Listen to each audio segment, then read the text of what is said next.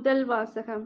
இச்சொற்கள் எல்லாம் உங்கள் செவிகளில் விழுமாறு உரைக்க ஆண்டவர் உங்களிடம் என்னை உண்மையாகவே அனுப்பியுள்ளார். இறைவாக்கினர் எரேமியா நூலிலிருந்து வாசகம். அதிகாரம் 26, இறைவசனங்கள் 11 முதல் 16 மற்றும் 24. அந்நாட்களில் குருக்களும் இறைவாக்கினரும் தலைவர்களையும் மக்கள் அனைவரையும் நோக்கி, இந்த ஆள் கொலை தீர்ப்பு கூறியவன். ஏனெனில் நீங்களே உங்கள் காதால் கேட்டது போல இந்நகருக்கு எதிராக இவன் இறைவாக்கு உரைத்துள்ளான் என்று முறையிட்டனர். அப்பொழுது தலைவர்கள் மற்றும் மக்கள் அனைவரிடமும் எரேமியா கூறியது: நீங்கள் கேட்ட இச்சொற்களை எல்லாம் இக்கோவிலுக்கும் இந்நகருக்கும் எதிராக அறிவிக்குமாறு ஆண்டவரே என்னை அனுப்பியுள்ளார். எனவே இப்பொழுதே உங்கள் வழிகளையும் செயல்களையும் சீர்படுத்திக் கொள்ளுங்கள். உங்கள் கடவுளாகிய ஆண்டவரின் குரலுக்கு செவி கொடுங்கள். அப்பொழுது உங்களுக்கு அறிவித்திருந்த தண்டனை பற்றி ஆண்டவர் தம் மனத்தை மாற்றிக்கொள்வார். இதோ நான் உங்கள் கையில் இருக்கிறேன். நல்லது எனவும் நேரியது எனவும் நீங்கள் கருதுவதை எனக்கு செய்யுங்கள். ஆனால் ஒன்றை மட்டும் நன்கு அறிந்து கொள்ளுங்கள். என்னை நீங்கள் கொள்வீர்களாகில் மாசற்ற இரத்தப்பழி உங்கள் மேலும் இந்நகர் மேலும் அதில் குடியிருப்போர் மேலும் உறுதியாக வந்துவிடும்.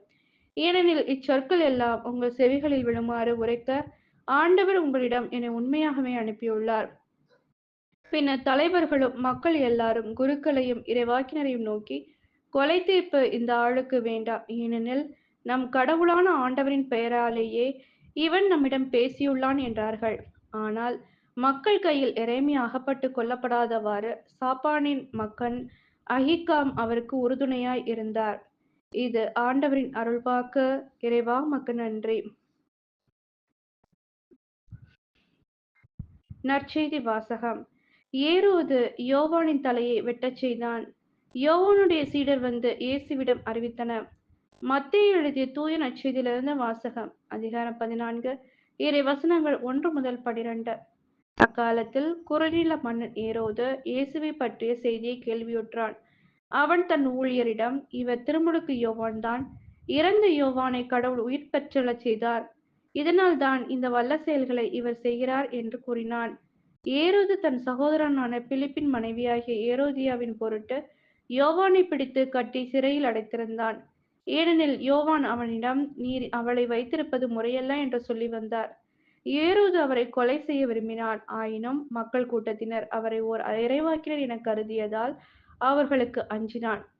ஏரோதின் பிறந்த நாளில் ஏரோதியாளின் மகள் அவையினர் நடுவில் நடனமாடி ஏரோதை அகமகிழச் செய்தார்.